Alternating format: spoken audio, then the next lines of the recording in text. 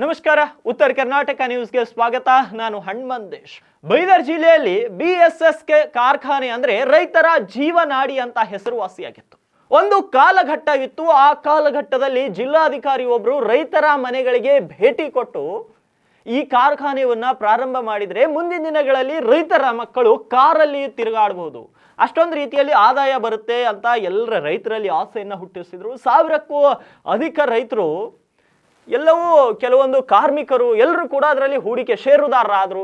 ಒಂದು ದೊಡ್ಡ ಮಟ್ಟದಲ್ಲಿ ಕಾರ್ಖಾನೆ ಆರಂಭವಾಯಿತು. ಕಾರ್ಖಾನೆ ಚೆನ್ನಾಗಿ ನಡೀತಾ ಇತ್ತು ಕೂಡ. ಆದರೆ ಕಳೆದ ಒಂದು 8-10 ವರ್ಷಗಳಿಂದ ರಾಜಕೀಯ ಯಾವಾಗ ಆ ಕಾರ್ಖಾನೆಯಲ್ಲಿ ವಿಲೀನವಾಯಿತೋ ಕಾರ್ಖಾನೆ ಸಂಪೂರ್ಣವಾಗಿ ಹದಗೆಟ್ಟು ಹೋಯಿತು. BSSK ಕಾರ್ಖಾನೆ ಇವಾಗ ಸಾಲದ ಸುಳಿವಿಗೆ ಸಿಲುಕಿರುವಂತಹ BSSK ಕಾರ್ಖಾನೆಯನ್ನ DCC ಬ್ಯಾಂಕ್ ಹರಾಜಿಗೆ ಮುಂದಾಗಿದೆ. ಯಾಕಂದ್ರೆ ಆ ಒಂದು ಕಾರ್ಖಾನೆಗೆ ಸಾಲ ನೀಡಿದ್ದೆ DCC ಬ್ಯಾಂಕ್, ಮತ್ತೆ ಇನ್ನೊಂದು ಯಾವುದೋ ಒಂದು ಬ್ಯಾಂಕ್ ನೀಡಿದೆ.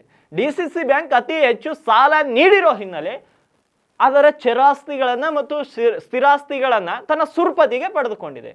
ಸುರ್ಪದಿಗೆ ಪಡೆದುಕೊಂಡ ಮೇಲೆ ಅವುಗಳನ್ನು ಎಷ್ಟು ದಿನ ಇಟ್ಕೊಳ್ಳಕ್ಕಾಗುತ್ತೆ? DCC ಬ್ಯಾಂಕ್ ಅವುಗಳನ್ನ ಹರಾಜು ಮಾಡ್ಬೇಕಂತ ಮುಂದಾಗಿದೆ. ಸಾಲ ಮರುಪಾವತಿ ಮಾಡದ ಹಿನ್ನೆಲೆ ಹರಾಜಿಗೆ ಮುಂದಾಗಿದೆ DCC ಬ್ಯಾಂಕ್. ಹರಾಜು ಮಾಡದಂತೆ ಜಿಲ್ಲೆಯ ರೈತರು ಆಗ್ರಹವನ್ನ ಮಾಡ್ತಿದ್ದಾರೆ. ರೈತರಿಂದ ಹರಾಜು ಪ್ರಕ್ರಿಯೆಗೆ ಇವತ್ತು ಅಡ್ಡಿಪಡಿಸುವಂತ ಸಾಧ್ಯತೆ ಇದೆ. ಅದರ ಹಿನ್ನೆಲೆ ಬೀದರ್ನ DCC ಬ್ಯಾಂಕ್ ಕೇಂದ್ರ ಕಚೇರಿಯ ಸುತ್ತಮುತ್ತ ಬಿಗಿ ಪೊಲೀಸ್ ಬಂದೋಬಸ್ತನ್ನ ಒದಗಿಸಲಾಗಿದೆ. ತಾವು ನಮ್ಮ ದೃಶ್ಯದಲ್ಲಿ ನೋಡಬಹುದು ಎಷ್ಟೊಂದು ಬಂದೋಬಸ್ತ್, 4 ಕಡೆಗಳಲ್ಲಿಯೂ ಕೂಡ 4 ದಿಕ್ಕಿನಲ್ಲಿಯೂ ಕೂಡ ಬಿಗಿ ಪೊಲೀಸ್ ಬಂದೋಬಸ್ತನ್ನ ಒದಗಿಸಲಾಗಿದೆ. ಯಾಕಂದ್ರೆ ರೈತರು ಬಂದು ಏನಾದ್ರು ಪ್ರತಿಭಟನೆ ಮಾಡಿದ್ರೆ, ಏನಾದ್ರು ಹೋರಾಟ ಮಾಡಿದ್ರೆ ಸಮಸ್ಯೆ ಆಗಬಾರ್ದು, ಹರಾಜು ಪ್ರಕ್ರಿಯೆಗೆ ಅಡೆತಡೆ ಆಗಬಾರ್ದು. ಇವತ್ತೆಲ್ಲವೂ DCC ಬ್ಯಾಂಕ್ ಒಳಗಡೆ ಏನು BSSK ಸಕ್ಕರೆ ಕಾರ್ಖಾನೆಯ ಭವಿಷ್ಯ ನಿರ್ಧಾರ ಆಗುತ್ತೆ. ಹರಾಜು ಪ್ರಕ್ರಿಯೆಯಲ್ಲಿ ಏನು ಆಗ್ಬಹುದು ಎಲ್ಲವೂ ಕೂಡ ಇವತ್ತು ನಿರ್ಧಾರ ಆಗುತ್ತೆ. ಹಾಗಾಗಿ ಹೋರಾಟಗಾರರು ಕೂಡ ಕರೆಯನ್ನ ಕೊಟ್ಟಿದ್ದಾರೆ. ರೈತ ಹೋರಾಟಗಾರರು ಹೆಚ್ಚಿನ ಸಂಖ್ಯೆಯಲ್ಲಿ ಬನ್ನಿ, ಇದನ್ನ ನಾವು ವಿರೋಧಿಸೋಣ. ರೈತರು ಅಲ್ಲಿ ಈಗಾಗಲೇ 300 ಜನಕ್ಕೆ ಸಂಬಳ ಆಗಿಲ್ಲ, ಸಾವಿರಾರು ಜನರು ಕಾರ್ಮಿಕರಿದ್ದಾರೆ, ಕೆಲವೊಂದು ಜನಕ್ಕೆ ಇನ್ನೂ ಸಂಬಳ ಆಗಿಲ್ಲ. ಅವರಿಗೆಲ್ಲ ಸಂಬಳ ಆಗದೆ ಹೆಂಗ್ ಹರಾಜಿಗೆ ಹೋಗ್ತೀರಿ ಅಂತ ಜಿಲ್ಲೆಯ ರೈತರ ಒಂದು ಆಗ್ರಹ ಕೂಡ ಆಗಿದೆ. ಹಾಗಾಗಿ ರೈತರು ಕೂಡ ಬಂದಿದ್ದಾರೆ ಸ್ಥಳಕ್ಕೆ.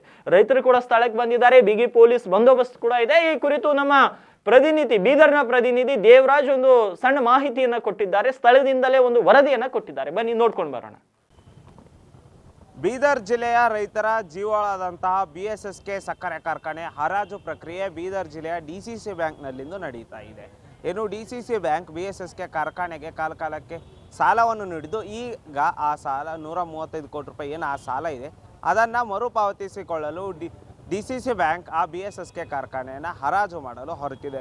ಹೀಗಾಗಿ ಈ BSSK ಕಾರ್ಖಾನೆಗೆ ಹರಾಜು ಪ್ರಕ್ರಿಯೆಗೆ ಈಗ ಆಲ್ರೆಡಿ ಸಾಕಷ್ಟು ವಿರೋಧ ಬಂದಿದ್ದು, ಜಿಲ್ಲಾ ಉಸ್ತುವಾರಿ ಸಚಿವ ಈಶ್ವರ್ ಖಂಡ್ರೆ ಅವರಿಗೂ ಸಹ ರೈತರು ಮನವಿಯನ್ನು ಮಾಡಿದ್ರು. ಹೇಗಾದರೂ ಮಾಡಿ ಈ ಕಾರ್ಖಾನೆಯನ್ನು ನಮಗೆ ರೈತರ ಪಾಲಿಗೆ ಉಳಿಸ್ಕೊಡಿ, ಯಾರಿಗೂ ಮಾರಕ್ಕೆ ಬಿಡಬೇಡಿ, ಈ ಕಾರ್ಖಾನೆಯನ್ನು ಮರಳಿ ನಮಗೆ ಕೊಡಿ, ಸರ್ಕಾರದಿಂದ ಏನು ಅನುಕೂಲ ಬೇಕೋ ಅದಕ್ಕೆ ಅನುದಾನಗಳನ್ನ ಬಿಡುಗಡೆ ಮಾಡಿ ನಮಗೆ ನೀಡಿ ಅಂತ ಹೇಳಿದರು. ಆದರೆ ಸರ್ಕಾರ ಇದು ಯಾವುದಕ್ಕೂ ಕಿವಿ ಕೊಡದೇ ಇರೋದ್ರಿಂದ DCC ಬ್ಯಾಂಕ್ ತನ್ನ ಹಣವನ್ನು ತಾನು ಮರುಪಡೆಯಲು ಇವತ್ತು ಹರಾಜು ಪ್ರಕ್ರಿಯೆಯನ್ನು ನಡೆಸಲು ಸಿದ್ಧವಾಗಿದೆ. ಈ ಕಾರಣಕ್ಕಾಗಿ ಈಗ ಆಲ್ರೆಡಿ ರೈತರು ಇದಕ್ಕೆ ಸಾಕಷ್ಟು ವಿರೋಧ ವ್ಯಕ್ತಪಡಿಸಿದ್ದು, ಆ ರೈತರೆಲ್ಲರೂ ಇವತ್ತು DCC ಬ್ಯಾಂಕ್ಗೆ ಮುತ್ತಿಗೆ ಹಾಕೋ ಚಾನ್ಸಸ್ ಇದೆ.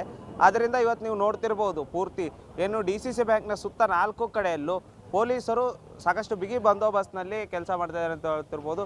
ಒಂದು 60-70 ಜನ ಪೊಲೀಸರು ಬ್ಯಾಂಕಿನ ಸುತ್ತ ಬಂದೋಬಸ್ತನ್ನು ಒದಗಿಸಿದ್ದಾರೆ. ಟ್ರಾಫಿಕ್ ಸ್ಟೇಷನ್ ಇರ್ಬೋದು, ಮಾರ್ಕೆಟ್ ಸ್ಟೇಷನ್, ಗಾಂಧಿಗಂಜ್ ಸ್ಟೇಷನ್, ಹೀಗೆ ಎಲ್ಲ ಸ್ಟೇಷನ್ನ ಪೊಲೀಸರು ಸಹ ಇಲ್ಲಿ ಬಿಗಿ ಪೊಲೀಸ್ ಬಂದೋಬಸ್ತನ್ನು ಒದಗಿಸಿದ್ದಾರೆ. ಆದರೆ ಇನ್ನೂ ಸಮಯ 11 ಆಗಿದೆ, ಯಾವ ರೈತರು ಕೂಡ ಬಂದಿಲ್ಲ. ಆದರೆ ರೈತರು ಬರೋ ಚಾನ್ಸಸ್ ಹೆಚ್ಚಿಗೆ ಇರೋದರಿಂದ ಪೊಲೀಸರು ಮುಂಜಾಗ್ರತೆ ಕ್ರಮವಾಗಿ ಬಿಗಿ ಪೊಲೀಸ್ ಬಂದೋಬಸ್ತನ್ನು ಒದಗಿಸಿದ್ದಾರೆ. ಕ್ಯಾಮ್ರಾಮನ್ ಸಂತೋಷ್ ಜೊತೆ ಉತ್ತರ ಕರ್ನಾಟಕ ನ್ಯೂಸ್, ದೇವರಾಜ್.